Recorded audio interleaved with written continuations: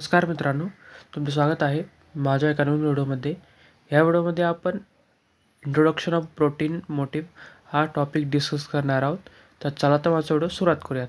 तर सर्वात प्रथम इंट्रोडक्शन पाहूयात. A motive is a short conserve sequence pattern associated with a distinct function of a protein or DNA. जे motive जे आहे ते शॉर्ट सिक्वेन्स आपल्याला पाहायला मिळतं, जेणेकरून त्याचं फंक्शन असतं की जे प्रोटीन इंटरॅक्शन किंवा प्रोटीनचं DNA सोबत जे अटॅचमेंट होतं त्याच्यामध्ये मोटिव्ह हे मेन रोल प्ले करतं. It often the associated with a distinct structural site performing a particular function. आणि ते असोसिएटेड असतात. काही 10 ते 12 अमायनो ॲसिड ची चेन वगैरे असते ते. आणि त्याच्यानंतर त्याच्यामध्ये वेगवेगळे फंक्शन करणारे अमायनो ॲसिड असतात आणि ते परफॉर्म करतात. एखादं स्ट्रक्चरल जे साईट असेल त्याच्यामध्ये वेगवेगळ्या ठिकाणी ते वेगवेगळं पर्टिक्युलर फंक्शन आहे किंवा स्पेसिफिक फंक्शन आहे परफॉर्म करत असतात. A typical motive such as a Z finger motive is a 10 to 20 amino acid long. आणि जर त्याचं एक्झाम्पल पाहिलं तर फिंगर मोटिव्ह जे आहे त्याच्यामध्ये 10 ते 12 अमायनो ॲसिड लॉंग इतकं त्याची जे स्ट्रक्चर वगैरे ते आपल्याला पाहायला मिळतं. तसं तुम्ही डायग्राममध्ये पाहू शकता इथे की अशा प्रकारचे जे काही कन्झर्व सिक्वेन्स वगैरे असतात मोटिव्हचे तिथे दिसत आहेत. तर आता आपण त्याचे 2 टाईप पडतात, स्ट्रक्चरल मोटिव्ह आणि सिक्वेन्स मोटिव्ह. तर ह्या व्हिडिओमध्ये फक्त आपण त्याचं इंट्रोडक्शन पाहणार आहोत आणि पुढच्या येणाऱ्या व्हिडिओमध्ये स्ट्रक्चरल मोटिव्ह आणि जे सिक्वेन्स मोटिव्ह आहे त्याचे अजून काही जे ग्रुप्स पडतात किंवा त्याचे टाईप्स पडतात ते आपण डिस्कस करणार आहोत. तर पहिलं आहे structural motive. This is a 3D arrangement of amino acid that recurs in a different protein even if the specific amino acid sequence is different.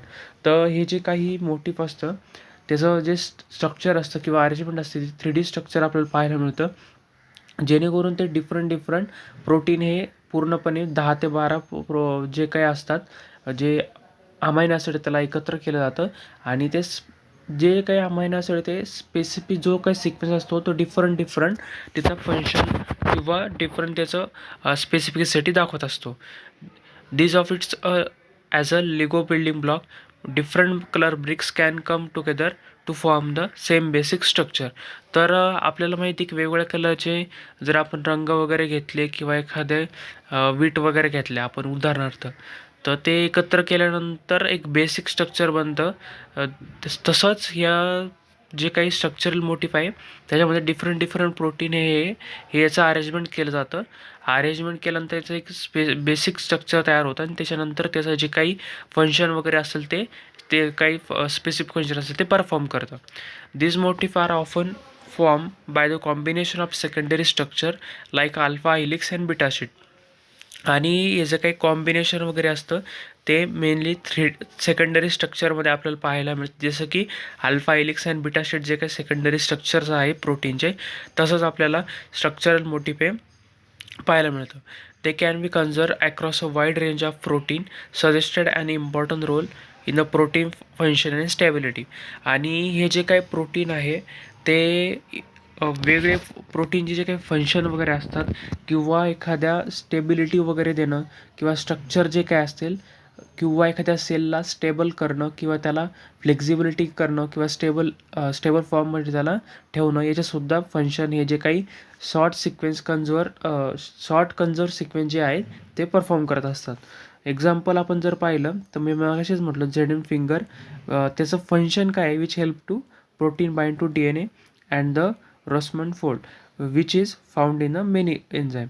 आणि जे काही झिंक फिंगर जे काही स्ट्रक्चरल मोटिव्ह जे आहेत ते प्रोटीन बाइंडला, म्हणजे जे काही प्रोटीन आहे त्याचं बाइंडिंग ॲक्टिव्हिटी दाखवतं DNA सोबत. म्हणजे जर प्रोटीनला बाइंड करायचं असेल किंवा अटॅचमेंट करायचं असेल DNA सोबत तर त्याच्यामध्ये हे झिंक फिंगर हे स्ट्रक्चरल मोटिव्ह तिथे उपयोगात येतं. आणि जसं काही रोसमॅन जे काही फोल्ड जे आहेत प्रोटीनचं त्याच्यामध्ये सुद्धा स्ट्रक्चरल मोटिव्ह जो काही झिंक फिंगर आहे तिथे रोल परफॉर्म करतो which is found in many enzyme. आणि वेगवेगळ्या एन्झाईममध्ये हे जे स्ट्रक्चरल मोटिव्ह आहे ते आपल्याला पाहायला मिळतं. हे झालं स्ट्रक्चरल मोटिव्ह. आता दुसरं आहे sequence motive. This is a short specific sequence of amino acid that often has a conserve function. It like a word in a protein language with a defined meaning.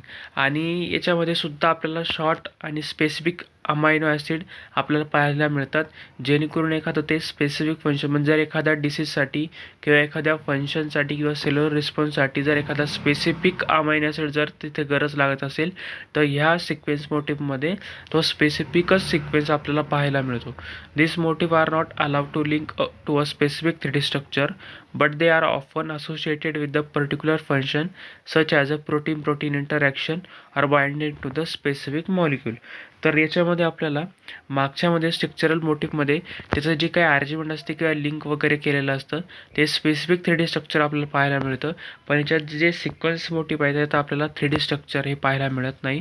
आणि तसंच जे काही याचं particular function जर पाहिलं sequence मोटिव्हचं, की जे काही प्रोटीन प्रोटीन इंटरॅक्शन असेल किंवा एखाद्या मॉलिक्यूलला जर बाइंडिंग करायची असेल, एखादा सिंगल पास वगैरे करायचा असेल, त्याच्यामध्ये जे सिक्वेन्स मोटिव्ह आहे ते तिथे रोल प्ले करतं. त्याचे एक्झाम्पल जर आपण पाहिलं तर त्याचे 2 एक्झाम्पल मेनली पाहिले जातात. ग्लायकोलायझेशन मोटिव्ह म्हणजे which mark the protein for the attachment of sugar. तसंच जर आपण पाहिलं मायस्टोलेशन मोटिव्ह जे काही आहे ते प्रोटीन जे काही मेम्ब्रेन असेल त्याला अटॅचमेंट करण्यासाठी, म्हणजे जे काही प्रोटीन असेल त्याचं मेम्ब्रेनसोबत अटॅचमेंट करण्यासाठी किंवा बाइंडिंग करण्यासाठी हे जे काही मोटिव्ह आहे ते यूज केलं जातं. तर 2 मोटिव्ह आपल्याला पाहायला मिळतात, सिक्वेन्स मोटिव्ह आणि तसंच जे काही स्ट्रक्चरल मोटिव्ह हे पाहायला मिळतं. आणि पुढच्या व्हिडिओमध्ये मी जे काही स्ट्रक्चरल मोटिव्ह आहे त्याचे अजून काही डिवायडेशन किंवा टाईप्स पडतात ते आपण डिस्कस करणार आहोत. तसंच सिक्वेन्सचे पण पडतात. तर हा व्हिडिओ तुम्हाला आवडला असेल नक्की लाईक करा, शेअर करा आणि सबस्क्राईब करायला विसरू नका. चला भेटूया पुढच्या व्हिडिओमध्ये.